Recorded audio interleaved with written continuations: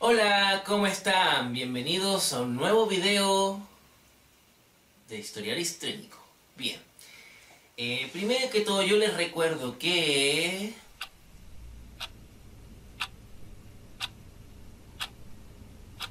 se suscriban al canal de YouTube. Así que les recuerdo que por favor ¡suscríbete!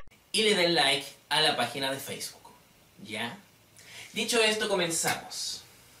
En el video anterior nosotros hablamos de los grupos humanos que se asentaron en América antes de la llegada de los españoles. Y a eso le pusimos el nombre de América antes de Cristo.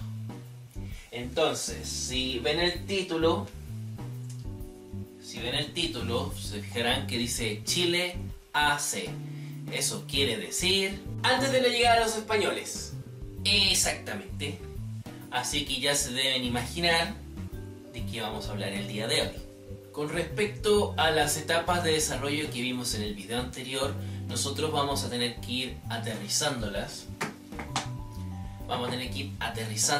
Y tratar de acomodarlas a la realidad de Chile, a los grupos humanos que habían en Chile antes de la llegada de los españoles. Bueno, si no se acuerdan de cómo eran estas etapas de desarrollo, yo les recomiendo que vean el video anterior. Va a haber un link por acá, ¿ya? Se dice que los primeros seres humanos que llegaron con la glaciación llegaron hace 40.000 años atrás aproximadamente. Y que 25.000 años después llegan a América, o sea, a Chile. Es decir, alrededor de 15.000 años atrás. 40 menos 25 igual 15, ¿ya? Si no tienes idea de lo que está hablando. Pero si es así, ¿pues qué quieres que le diga? No, Carlos, si no sabes, sí. No, si tú no sabes, no, si tú no sabes nada, no sabes nada, no. No tienes idea de lo que estás hablando, así que... El poblamiento de América fue de norte a sur. Primero se fue primero asentando de norte, después fue bajando latitudes del sur. Y en Chile tampoco fue la excepción.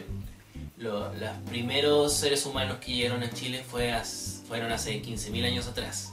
Y se dice que los primeros humanos que llegaron seguramente a Tierra del Fuego llegaron hace 8.000, un poco más de 8.000 años atrás, 10.000... fácilmente 10.000 años atrás, más o menos. Por si acaso Tierra del Fuego es el extremo sur, por si acaso, ¿ya? Aquí tenemos gente que está sentada, pongan atención, en San Pedro de Atacama, en el sur de lo que hoy son los Vilos, cerca de San Vicente, cerca del lago Yanquihue, y en la cueva Fel, que la mencionamos anteriormente cuando hablamos del Paleo Indio y de las puntas de flechas. Alrededor del año 10.000 a.C. se dio la última glaciación. Después de eso las temperaturas comienzan a subir, y esto por donde está la línea del Ecuador, la latitud 0, se siente mucho más en esa zona que si vas hacia el norte o hacia el sur de ella. En Chile, como lo suelen decir mucho, una larga y delgada faja de tierra, se sintió más hacia el norte, porque hacia el norte está más cerca de la línea del Ecuador, y hacia el sur se sintió mucho menos. Pero igual, hacia el sur quiere decir que igual subieron las temperaturas, pero no tanto como latitudes más hacia el norte. Hacia el año 7.000 a.C. nos encontramos con el primer grupo humano identificado en Chile. Pueden haber habido muchos, pero no tenemos quizás testimonios arqueológicos de ellos ni nada que nos diga que existieran. Pero el primero, más antiguo y mejor registrado, fueron los chinchorros. Los chinchorros se caracterizaron porque fueron un grupo de pescadores, ¿ya? Ellos se encontraron principalmente donde hoy está la costa de Arica, y también en la quebrada de Camarones, ¿ya? Hacia bien al norte, así llegando a Perú casi. Este también fue el primer grupo en el que se identifica que tienen creencias en la muerte. ¿Y cómo se demuestra eso? Porque se encontraron momias como las egipcias, pero estas son acá en Chile, sí. Incluso son más antiguas que las egipcias. A ver, para. Me estás diciendo de que esos tipos hacían momias como las egipcias. Claro, estas momias no tienen nada que envidiarle a las egipcias. De hecho, ya dije anteriormente que las momias estas eran más antiguas que la egipcia. La momia más antigua de Egipto data de hace 5.500 años. En cambio, una momia de los chinchorros, la más antigua, data de hace 7.000 años de existencia. Es decir, por lo menos hay unos 1.500 años de diferencia entre la momia egipcia más antigua y la momia de los chinchorros más antigua. ¿Cuál es anterior? Es sorprendente que existan estas momias, pero también son un testimonio abierto de cómo era la cultura de los chinchorros. No era solamente que tenían la creencia de la muerte, en otra vida después de la muerte, quiero decir, sino también por los elementos y rasgos culturales que contiene el desarrollo de esas mismas momias. Todo lo que implica, a eso me refiero, ¿ya? Y esto es sumamente interesante. Por favor, pongan atención. Mira, de partida, tienen un conocimiento acabado de la anatomía. Para, por ejemplo, sacarle ciertos órganos al cuerpo, donde se ubicaban, cómo sacarlos para después momificar, porque sacaban órganos para momificar. También lo hacían los egipcios, por si acaso. Eso ya primero es algo importante, ¿ya? Después tenemos el elaborado artesanal de cada momia. Implicaba muchas cosas. Por ejemplo, materiales sacados de cuentas de conchas y malaquitas, fibras animales, fibras vegetales, ¿ya? Mascarillas de barro, incluso láminas de cobre. Es decir, conocían el cobre y no solamente eso, sabían fundirlo y sabían usarlo, convertirlo en láminas para utilizarlo después en las momias. O sea, conocimientos de metalurgia hay, conocimientos de manejo de materiales hay, conocimientos de anatomía hay. Vamos sumando, ¿ya? ¿Eso qué quiere decirnos? También que observaron muy bien su entorno, porque todas las cosas que utilizaron para desarrollar estas momias se encontraban en el entorno que los rodeaba. Empezaron a mirar, oye, mira, ahí hay unos palitos, mira, aquí hay una piedrita, aquí, mira, esto sirve para hacer una esta, y mira, ese animal de ahí se le sacamos el cuero, y eso de acá sí, esto se puede comer. Eso me refiero. Y además de esto, o sea, no solamente sabían de metalurgia, de cocción, secado también de materiales para que se... Primero, cómo ponerlos como pastitas para que después se sequen, imagínate. También sabían eso. Pero además, sabían otra cosa. Tenían conocimientos químicos. ¿Por qué? Porque ellos conocían la pigmentación. Es decir, tomar ciertas sustancias que te sirven para teñir otros materiales de otro color. Por ejemplo, para darles color a las momias chinchorro, se les daba óxido de manganeso.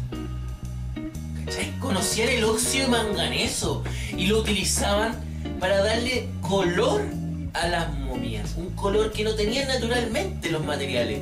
¡Dios mío! Eran secos. Eran muy secos. Bueno, y otras cosas que se caracterizaban los chinchorros, por ejemplo, era de que tenían utensilios que eran para la pesca, para la caza en el mar, que sigue siendo pesca, y también muchos cuchillos también para usar para matar peces, arpones, elementos que se ve, porque de eso comían, si eran en el fondo nómadas, a pesar de que tenían esta cultura, este culto a la muerte, eran nómadas, se organizaban en tribus. Pero era raro porque también, a ver, si bien eran nómadas, vivían en bandas y se dedicaban a la pesca, pero tenían un culto a la muerte y además tenían un grupo selecto de personas que hacían estos momias. O sea, aquí hay una división, una pequeña división social de roles. Por un lado pueden estar los pescadores con las mujeres y todo, pero aparte de eso había gente que se dedicaba única y exclusivamente a hacer esas momias. Y esa gente tenía esos conocimientos sobre pigmentación, conocimientos sobre cocción, secado de materiales, sobre cómo fundir y después darle forma al cobre para utilizarlo. Después conocimientos anatómicos para poder sacarse, para abrir un cadáver, sacarle ciertos órganos para después momificarlo. O sea, había una gente muy bien selecta. Es decir, bueno, eran pescadores y se organizaban en macrobandas y existía este pequeño grupo. Yo creo que este es un caso bien especial porque rompe un poco con las etapas del desarrollo que habíamos visto en el video anterior. Tú no puedes clasificar a los chinchorros en el formativo porque no son agrícolas, pero tampoco los puedes calificar del todo en el paño indio, o sea, en el arcaico. En el arcaico, claro, porque son cazadores, pescadores, se organizan en macrobanda, todavía ni siquiera practican los cultivos extensivos, que son el cultivo de rosas, por ejemplo, que vamos a explicar también en el video anterior. Entonces sí, es algo sui generis que te dibuja mucho el esquema. Por eso también es interesante darle importancia a los chinchorros. Porque bueno, deberían ser un orgullo para nosotros también, porque sea uno de los grupos más antiguos, ya sabían hacer momias más antiguas que los egipcios. Bueno, dije que eran nómadas, perdón. No eran nómadas, eran seminómadas. Es decir, pero no porque practicasen cultivos, ojo. Era porque ellos sabían, por ejemplo, los peces, cómo se movían los peces dependiendo de la temporada del año. Que por ejemplo, más al invierno tenían que ir más hacia el norte, o en los meses de junio, julio más hacia el norte, y a lo mejor más hacia el verano, hacia enero, febrero, tenían que moverse más hacia el sur, cosas así. Un lado estaban más acá y después estaban más acá. Después estaban más acá y después más acá, así sucesivamente. Por eso también se organizan en macrobandas. Entonces sí, podrían hacer un grupo que pasaba al arcaico que tenía esta especialidad de modificación de momias. Y el perro no se calla nunca. Los chinchorros, a ver, antes de los chinchorros, los predecesores de los chinchorros eran un grupo humano llamado, o que le llamamos Hacha, ¿ya? También tenían culto a la muerte, pero nunca fabricaron momias, ¿ya? Y los grupos humanos que son herederos de los chinchorros, que son dos, el Kiani y los changos, que vamos a ver después, también tenían creencia en la muerte, pero ninguno siguió esta tradición de la momificación. Es decir, algo pasó que los chinchorros no lograron hacer que su legado de momias continuara. ¿Y de dónde lo habrán sacado ellos si sus predecesores no tenían? Ahí nos falta información. Bueno, suficiente los chinchorros. ¿Qué más hay en Chile? Bueno, resulta que hacia el 7000 a.C., más o menos, existían grupos humanos pesqueros. Los primeros grupos humanos pesqueros. Y hacia entre el 6500 y el 4000 a.C., más o menos, aparecieron los primeros grupos dedicados a la caza y a la recolección, ¿ya? Y ahí se desarrollaron las primeras pinturas rupestres que se encuentran en las cuevas, las primeras voladoras, las primeras lanzas y los primeros dardos triangulares, ¿ya? Aquí son los tiempos de las cuevas Fame y Paliaique que mencioné en el video anterior, que están en la región de Magallanes, en la Patagonia chilena. Bueno, Patagonia, porque no sabes. No le va a poner Patagonia chilena. Patagonia no, le ponen Patagonia. Hacia el año 6000 a.C. se produce un fenómeno climático donde las temperaturas cambian radicalmente. Esto se nota principalmente en el norte. La temperatura comienza a subir. ¿Se acuerdan cuando yo les decía también que en el norte en algún momento existieron bosques como los que existen, por ejemplo, en Valdivia, los bosques valdivianos?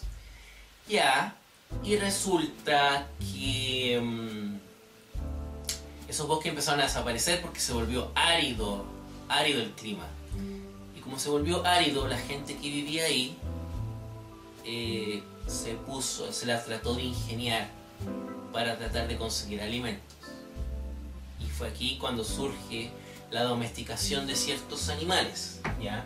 Las llamas, las vicuñas, las alpacas, los guanacos y los cuyes, ¿ya? Y también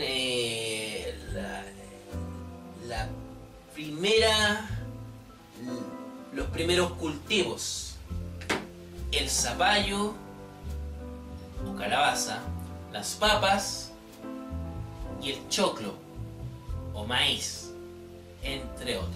Bueno, y como en el norte se produce este fenómeno climático, donde las temperaturas suben, algo que si vamos bajando hacia el sur cada vez es de menor intensidad, nos encontramos con que, bueno, el desarrollo, eso ayudó a que el desarrollo humano fuese superior en las zonas del norte que en las del sur. La agricultura, sobre todo de forma intensiva, se desarrolla primero en el norte, y más que nada en el norte. En el sur se queda más que nada el uso de agricultura de cultivos extensivos, el talado de rosa y todo eso. Porque claro, en el norte si no hay árboles, ¿qué vaya a talar? Entonces tuvieron que crear hasta sistemas de regadíos también que fuesen... se tuvieron que crear artificiales, esa era la palabra, ¿ya?